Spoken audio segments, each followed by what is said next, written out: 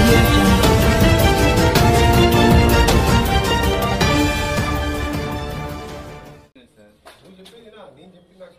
మీరు చెప్పేది చెప్పాలి కదా. నాకు జానారెడ్డి గారు ఏం చెప్పారంటే వెంకటరెడ్డి గారు వస్తున్నారు, సంపత్ కుమార్ గారు వస్తున్నారు, జీవన్ రెడ్డి గారు వస్తున్నారు, రూములు పెడుతుంటే సార్ మన దగ్గర రూములు లేవు, నేను బయట హోటల్లో పెట్టాల్సి వస్తుంది సార్ అన్నారు. అంటే బయట హోటల్లో పెట్టు అన్నారు. నేను గవర్నమెంట్ చెప్పాను సార్, ఇలా ఎమ్మెల్యేలు వస్తున్నారు, మన దగ్గర రూములు లేవు, హోటల్లో పెట్టాలి అంటే వాళ్ళు అప్పుడేమో సెక్రటరీ చార్లీ గారు అన్నారు, సార్ వాళ్ళు ఎమ్మెల్యేలు కాదు, మీకు ప్రాబ్లం అవుతుంది, పేమెంట్ కాదు అన్నారు సార్. చార్లీ సెక్రటరీ గారు సార్ ఆయన ఫోన్ చేసి చెప్పారు సార్. ఫోన్లో నీకు ఎట్లా నడుస్తుంది? ఎమ్మెల్యే కాదని చెప్పి నువ్వు ఎమ్మెల్యే కానీ వాళ్ళు ఎమ్మెల్యే కానీ వాళ్ళు లెటర్ రాసుకోను, ఓటు ఒప్పుకునే ఎలక్షన్ కమిషన్ దాన్ని డిసైడ్ చేయలేదు. ఎలక్షన్ కమిషన్ నోటిఫై చేసే వాళ్ళు నీవు ఎమ్మెల్యే అలాగే సార్. గెజిట్ నోటిఫికేషన్ వచ్చింది సార్, మీరు వద్దంటే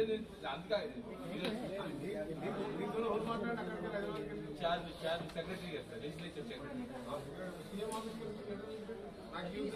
మీకు ఇబ్బంది లేదు సార్ బయట హోటల్లో పెట్టినీకి సార్. మామూలుగా అయితే మన బయట హోటల్లో ఎమ్మెల్యేలు రాస్తారు సార్. జానారెడ్డి గారు లెటర్ చూపించారు, ఇప్పుడే లెటర్ రాస్తారు సార్. నేను బయట హోటల్కి అందరికి ఎమ్మెల్యే కోసం నా సంగతి అడుగుతున్నా. జానారెడ్డి గారు రూమ్ నెంబర్ చెప్పిండు, మీకు ఏం చెప్పి నాకు తెలియదు సార్. నువ్వేమో చెప్పింది జానారెడ్డి గారు బయట హోటల్లో పెడతా సార్ అని చెప్పాను నేను.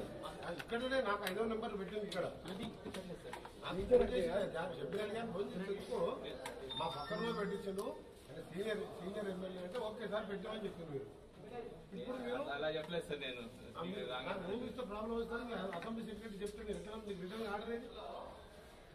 మీకు రిటర్న్ ఆర్డర్ వచ్చిందా? మీకు హోటల్ పెడతా సార్. ఇంకా సార్ ఇప్పుడేమో లేదు సార్. ఇప్పుడు నాకు చార్లీ గారు ఫోన్ చేసి చెప్పారు సార్. ఏమని ఫోన్ ఎట్లా నడుస్తుంది? రిటర్న్ ఆర్డర్ కావాలని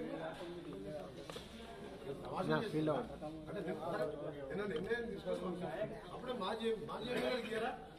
4 ఏళ్ళు ఎమ్మెల్యే సీనియర్ ఎమ్మెల్యేగా సార్. అవును, 20 ఏళ్ళు ఖాళీలు ఉన్నాయి నాకు తెలుసు. 20 ఏళ్ళు ఎమ్మెల్యేగా ఉంటే తెలంగాణతో కూడా ఇదే మర్యాద. మీరు చేసేది ఎందుకు వస్తే సిగ్గు ఉండాలా? ముఖ్యమంత్రికి సిగ్గు ఉండాలి.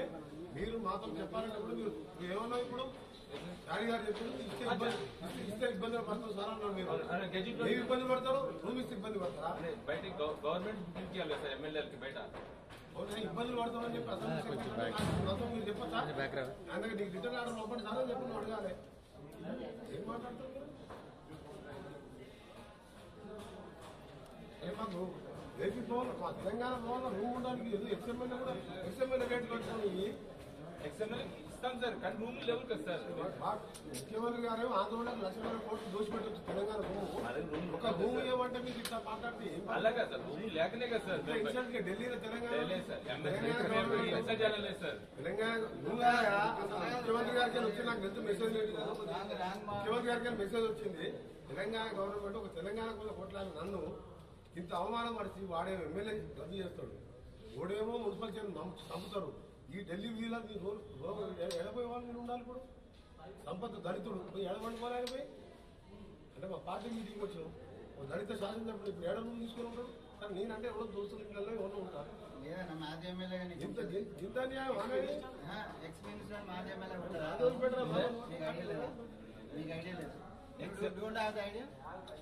ఎక్స్ఎంఎల్ఏస్ కి మేము ఇస్తాం సార్. మాట్లాడు, సెక్రటరీతో మాట్లాడు, రిటర్న్ ఆర్డర్ తెచ్చుకోవచ్చు.